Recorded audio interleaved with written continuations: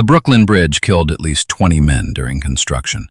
Central Park was built on top of a destroyed black community. The Statue of Liberty sat in crates for months because nobody in America would pay for it. And the Lower East Side was the most crowded place on the planet. 300,000 people per square mile.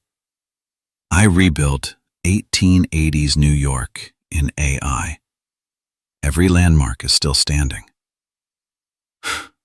Let's walk. The Brooklyn Bridge, the most famous bridge in the world, took 14 years. The designer, John Roebling, died before construction even started, tetanus from a crushed foot on the dock. His son Washington took over. To reach bedrock, workers dug inside sealed chambers called caissons, sunk 80 feet below the East River. Compressed air kept the water out. The pressure caused nitrogen bubbles in their blood when they surfaced. Their joints locked. Their legs gave out. Some went blind. Some died. The workers called it the bends. The term was invented right here. Washington Roebling went down himself, came up unconscious, and never recovered. He directed the rest of the project from his bedroom window through a telescope.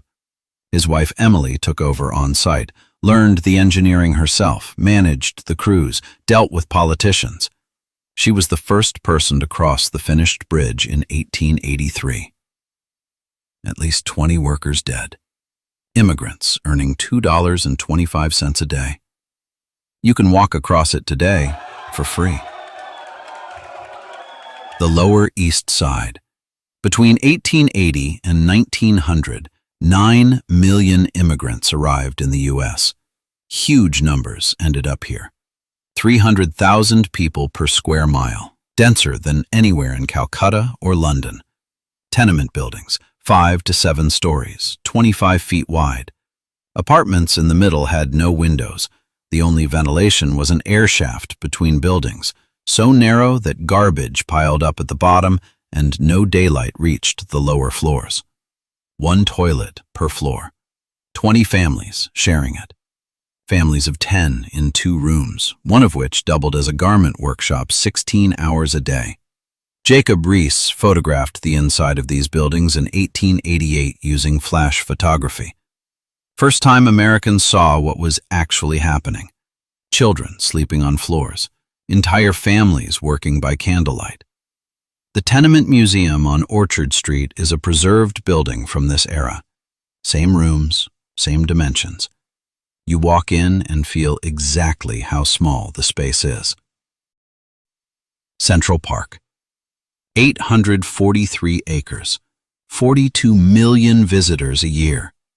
Built by destroying a community called Seneca Village, founded 1825 by free black Americans. By 1855, it had 225 residents, 3 churches, 2 schools, 50 homes. 2/3 black, 1/3 Irish immigrants.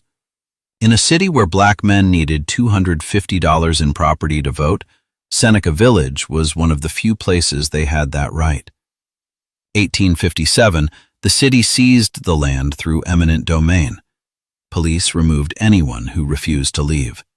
Every building demolished, every church torn down. Newspapers called them squatters. They were property owners with deeds. The community was forgotten for over 100 years. Archaeologists found foundations, dishes, and a child's shoe sole in 2011. Near West 85th Street in Central Park, there are small signs about Seneca Village. Almost nobody reads them. 5th Avenue, 1880s, the richest street on earth. The Vanderbilts owned 3 mansions here.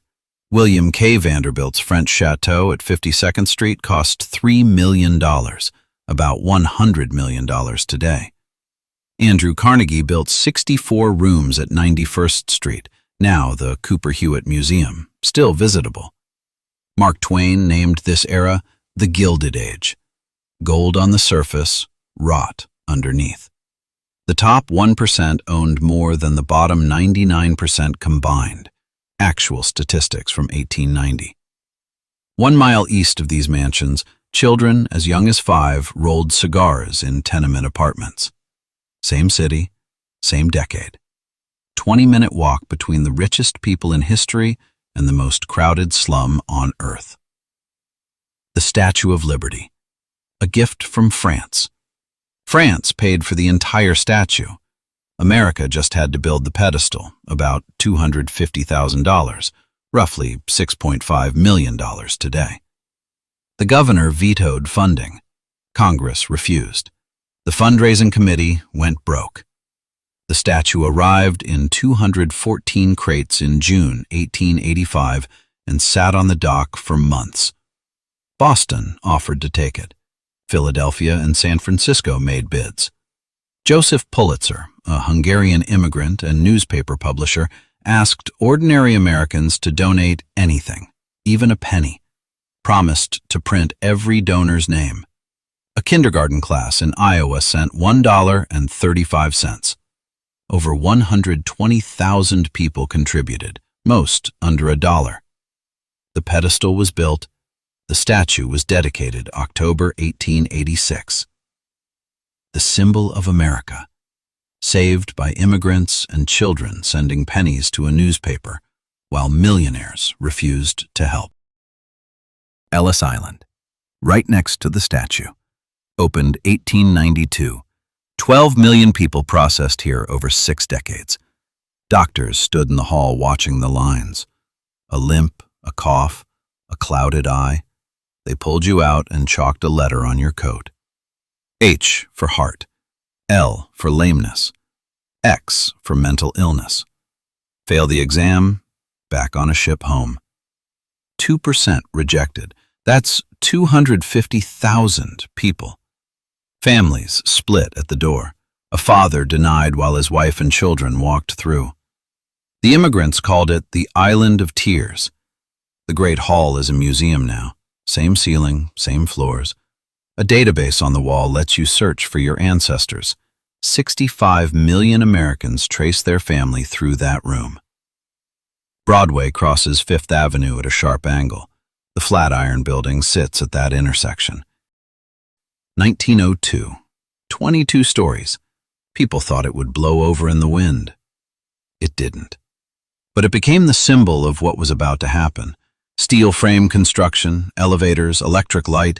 New York was about to grow in the only direction it could. Straight up. From that intersection today, you can see the entire timeline. 22 stories to the Empire State to One World Trade. The skyline that defines the modern world started right here. The bridge was built on immigrant bodies. The park was built on a destroyed community. The statue was rejected by the rich and saved by the poor. The skyline started in a neighborhood where people lived in rooms with no windows. Gold on the surface, something else underneath. That's New York.